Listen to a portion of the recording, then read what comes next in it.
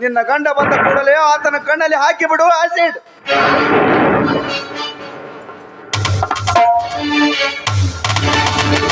ಮಿತ್ರದ್ರೋಹಿ, ಯಾರ ಕಣ್ಣಿಗೆ ಸಿಡಾಕತ್ತು ಹೇಳ್ತಿರೋ? ಅಲೇ ಹಾಜರ ಹೆಣ್ಣೆ, ಈ ನಿನ್ನ ಪ್ರೇತಮದ ಜೊತೆಗೂಡಿ ಮೊದಲ ಹೊರಬೀಳಿಯ ನನ್ನ ಮನೆಯಿಂದ. ನಾವು ಮನೆ ಬಿಟ್ಟು ಹೋಗಬೇಕೆ? ಅದನ್ನು ಹೇಳಲು ನೀನಾರಲೇ ಭಿಕಾರಿ? ಯಾವ ಒಡೆಯ ಎಂದು ಲಾಯರ್ ಕರೆಸ್ಕೊಂಡು ಬಂದು ಕುಡಿದ ಅಮಲಿನಲ್ಲಿ ಸರ್ವ ಆಸ್ತಿ ನನ್ನ ಹೆಸರಿಗಾಗಿ ಹೋಗಿದೆ ಅಂದಾಗ ಈ ಮನೆಗೂ ನಿನಗೂ ಎಲ್ಲ ಋಣವು ಮುಗಿದು ಹೋಗಿದೆ. ನನಗೂ ಈ ಮನೆಗೆ ಋಣ ತೀರಿದೆ ಹೋಯ್ತೆ. ಹೋದರೆ ನನಗೂ ಈ ಮನೆಗೆ ಋಣ ತೀರಿದ ಮೇಲೆ ನಿಮ್ಮಿಬ್ಬರನ್ನು ಈ ಸಮಾಜದಿಂದ ದೂರ ಮಾಡುತ್ತೇನೆ. ಎಲೆ ಜಗನ್ನಾಥ್, ಈ ಹೆಣ್ಣನ್ನು ಮುಂದೆ ಮಾಡಿಕೊಂಡು ಬೋಡಿದಿಂದ ಬಂಡನಂಗೆ ನನಗೆ ಮೋಸ ಮಾಡಿದಲೇ ಪಾಪಿ. ಓಹೋ, ಈಗ ಬುದ್ಧಿ ಬಂದಂತೆ ಕಾಣುತ್ತಿದೆ ಅಲ್ಲವೇ? ಪಾಪಿಗಳೇ, ನೀವಿಬ್ಬರನ್ನು ಕೊಂದು ನನ್ನ ಮರ್ಯಾದೆ, ಈ ಸಮಾಜದಿಂದ ಹೋದ ಮರ್ಯಾದೆ ಮತ್ತೆ ಉಳಿಸಿಕೊತ್ತೇನೆ.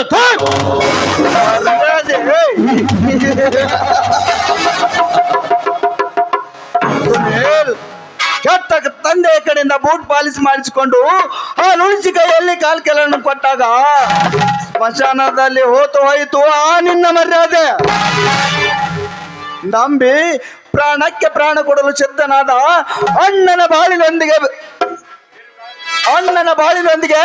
ಚೆಲ್ಲಾಟವಾಡಿದಾಗಲೇ ಬಿರುಗಾಳಿಗೆ ಹಾರಿ ಹೋಯಿತು ಆ ನಿನ್ನ ಮರ್ಯಾದೆಗೆ ಹೇಳುವೆ. ಇಲ್ಲಿಂದ ಹೋದರೆ ಒಳಿತು, ಇಲ್ಲವಾದರೆ ಏನು ಮಾಡ್ತಿರಲ್ಲ? ಸೋಣ, ಏನು ನೋಡುತ್ತಿರುವೆ?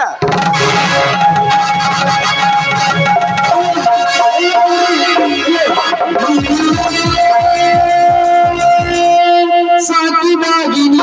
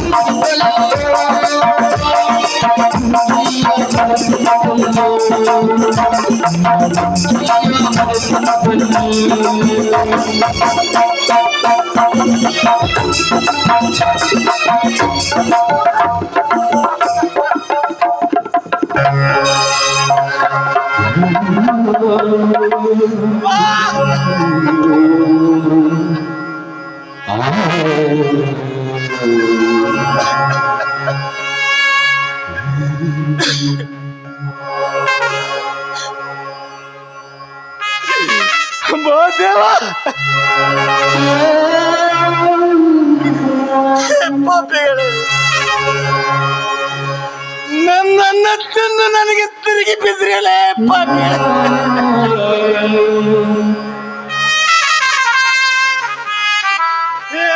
ಆಧಾರದ ಹೆಣ್ಣೆ.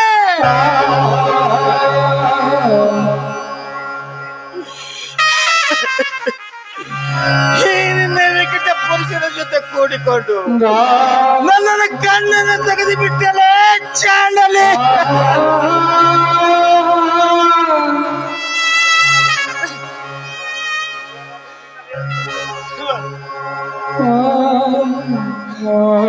ಇಲ್ಲ ಇಲ್ಲ, ಇದರಲ್ಲಿ ನಿಮ್ಮದೇನು ತಪ್ಪಿಲ್ಲ. ಇಲ್ಲ ಎಲ್ಲ ನಂದೇ ತಪ್ಪ.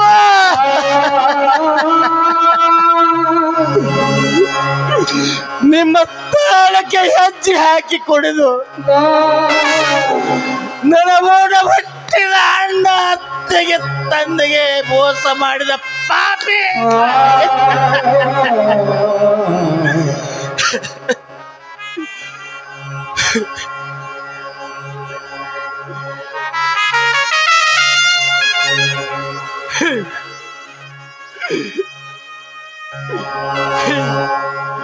ಹೇ ಪಾಪಿ ಜಗನ್ನಾಥ,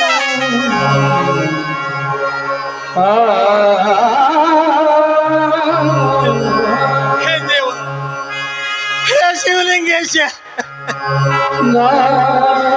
ನಾ ಮಾಡಿದ ಕರ್ಮಕ್ಕೆ ನನಗೆ ಶಿಕ್ಷೆ ಕೊಟ್ಟೆಪ್ಪ.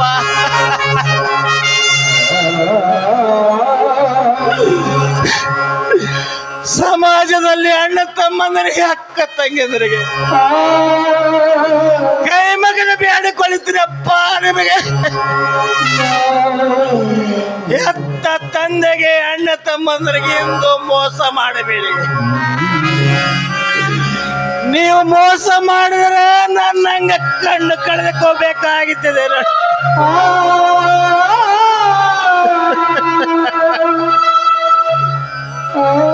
ಇರಲಿ, ಆ ದೇವರು ಶಿಕ್ಷೆ ಕೊಟ್ಟಿದ್ದೇನೆ. ಎಲ್ಲಾದರೂ ಭಿಕ್ಷೆ ಬೇಡಿಕೊಂಡು ಬದುಕ್ತಿದ್ದೇನೆ.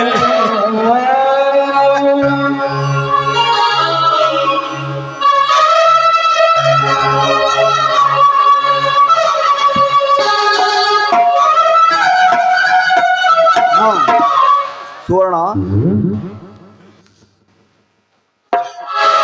ನಡೆಯೋ ಬೀದಿ ಬಿಕಾರಿ ನೋಡಿ.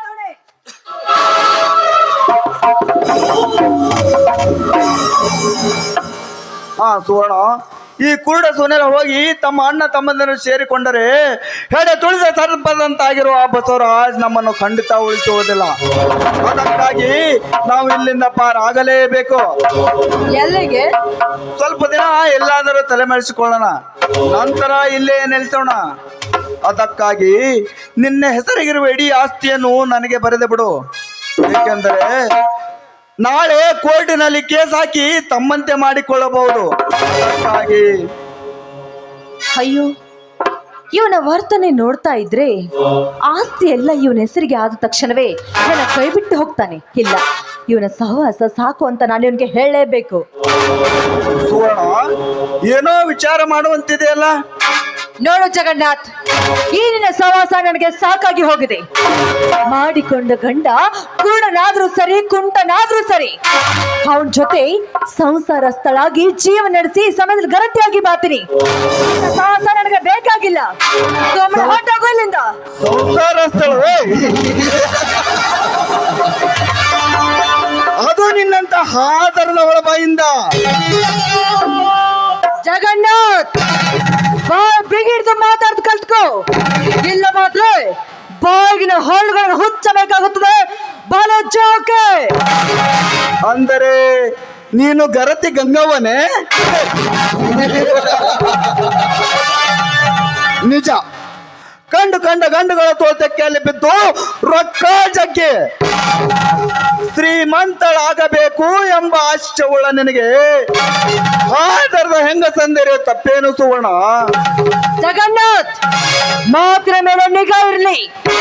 ಬಾಯಿಗೆ ಬಂದಂತೆ ಮಾತಾಡ್ತಾನೆ ಜೋದ್ರೆ ಈ ಹೆಣ್ಣು ರಣ ಚಂಡಿ ಆಗಿ ನಿನ್ನ ರಕ್ತವನ್ನೇ ಹೀರಬೇಕಾಗುತ್ತದೆ.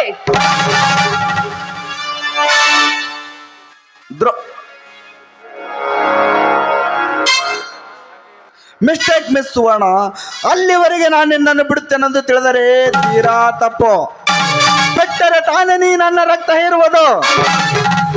ಹೆಣ್ಣು ಅಂದ್ರೆ ಅಷ್ಟೊಂದು ಕ್ಷೀಣವಾಗಿ ಕಾಣ್ಬೇಡ ಮುಟ್ಟಾಳ. ಹಿಂದೆ ದುಶ್ಯಾಸನ ಸೀರೆಗಾದಾಗ ಅವನ ಗತಿ ಏನಾಯ್ತಂದ್ರೆ ಸ್ವಲ್ಪ ಚೆನ್ನಾಗಿ ಯೋಚನೆ ಮಾಡು. ಸೀತಾದೇವಿನ ಕೆಣಕಿದ ಆ ರಾವಣ 10 ತಲೆ ಕತ್ತರಿಸಿಕೊಂಡು ಹೋದ. ದುಶ್ಯಾಸನ ರಾವಣ ಗತಿಯೇ ಆಗಿರುವಾಗ ಮಾನವನಾಗಿ ಹುಟ್ಟಿದ ಅಂದ್ಮೇಲೆ ನಿನ್ನ ಜನ್ಮದ ಲೆಕ್ಕವೇನು? ದ್ರೌಪದಿಗೆ 5 ಗಂಡಂದರ ಬೆಂಬಲವಿತ್ತು, ಮೇಲಾಗಿ ಆ ಶ್ರೀಕೃಷ್ಣನ ಆಶೀರ್ವಾದವಿತ್ತು. ಆದರೆ ನಿನಗಾವ ಬೆಂಬಲವೂ ಇಲ್ಲ. ಸೊಮ್ಮನೆ ಸಹಿ ಹಾಕಿ ಜೀವ ಉಳಿಸಿಕೋ.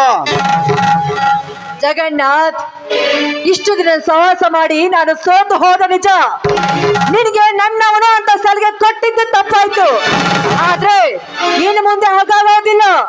ಯಾಕಂದ್ರೆ ನಿನ್ನ ಪ್ರಾಣ ನನ್ನ ಕೈಯಲ್ಲಿ. ಸರಿ ಸುವರ್ಣ, ಆಕಳು ಹಾಲು ಕೊಡುತ್ತದೆ ಎಂದು ಸುಮ್ಮನಿದ್ದೆ. ಆದರೆ ಈಗ ಅದು ವಿಷ ಕೊಡಲು ಮುಂದಾದರೆ ಆ ಆಕಳ ಕೆಚ್ಚಲನ್ನೇ ಕತ್ತರಿಸಬೇಕಾಗುತ್ತದೆ ಎಂಬುದಕ್ಕೆ ನೀನೇ ಸಾಕ್ಷಿ. ರಾಮಜ್ಜ ನಮಸ್ಕಾರ.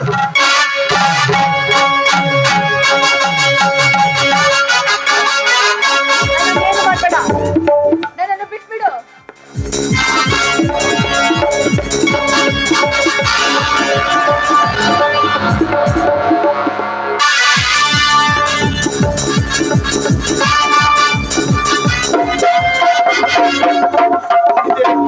ಸುವರ್ಣ, ನಿನ್ನ ಕೊಲೆ.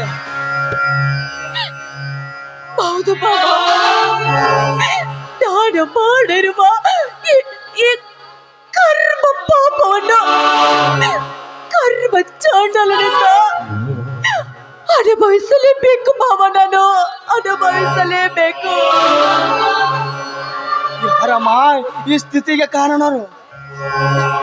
ಬಾಬಾ ಬಾಬಾ, ಅವನು ಪಾಪಿ ಅಲ್ಲ, ಪುಣ್ಯಾತ್ಮ. ಬಾಬಾ, ದೇವರಂತ ನಿಮ್ಮ ಮೇಲೆ ಅಪವಾದ ಹೊರಿಸಿ ನಾ ದೊಡ್ಡ ತಪ್ಪನ್ನೇ ಮಾಡ್ಬಿಟ್ಟೆ. ದೊಡ್ಡ ತಪ್ಪನ್ನೇ ಮಾಡ್ಬಿಟ್ಟೆ ಬಾಬಾ. ನೀವು ದೇವರಂತವ್ರು ಬಾಬಾ, ನೀವು ದೇವರಂತವ್ರು. ದೇವರಂತ ಮಾವನಿಗೆ ಮೋಸ ಮಾಡಿದೆ. ತಾಯಿ ರೂಪವಾಗಿರುವ ನನ್ನಕ್ಕ ಸಾವಿತ್ರಿಗೂ ಸಹ ನಾನು ಮೋಸ ಮಾಡಿಬಿಟ್ಟೆ ಬಾಬಾ, ಮೋಸ ಮಾಡಿಬಿಟ್ಟೆ. ಅಷ್ಟೇ ಅಲ್ಲ ಬಾಬಾ, ಶಂಕರ್ ಮಾವನಿಗೂ ನಾನು ಮೋಸ ಮಾಡಿದೆ. ಮಗನಂತೆ ಮಮಕಾರ ತೋರಿಸುವ ನನ್ನ ಮೈದುನ ಬಸವರಾಜನಿಗೂ ನಾನು ಅನ್ಯಾಯ ಮಾಡಿದೆ ಬಾಬಾ. ಏನು ನಿನ್ ಮುಂದೆ ಏನೋ ಹೇಳ್ಬೇಕು ಬಾಬಾ. ಆದ್ರೆ ನಾಲಿಗೆ ಹೊರತಾ ಇಲ್ಲ ಮಾವ. ಒಂದೇ ಒಂದು ಸಾರಿ ನಿನ್ನ ಕಾಲಿಗೆ ಬಿದ್ದು ಕ್ಷಮೆ ಕೇಳಬೇಕೆಂದು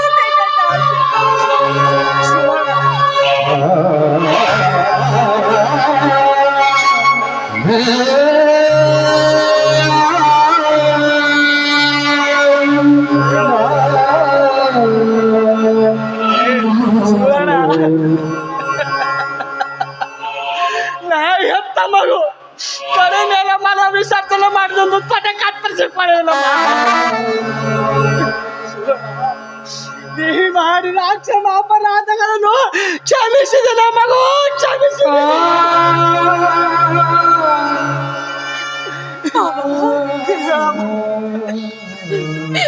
ಕೊಡವುಳ್ಳ ಈ ಮನೆಯಲ್ಲಿ ನಾನು ಬದುಕಿ ಬಾಳ್ಬೇಕೆನ್ನುವುದು ಬೇಡ್ಕೊಂಡು ಬಂದಿಲ್ಲ ಮಾವ. ನಾನು ಬೇಡ್ಕೊಂಡು ಬಂದಿಲ್ಲ ಮಾವ. ಮಾವ, ಇನ್ನೊಂದು ಜನ್ಮ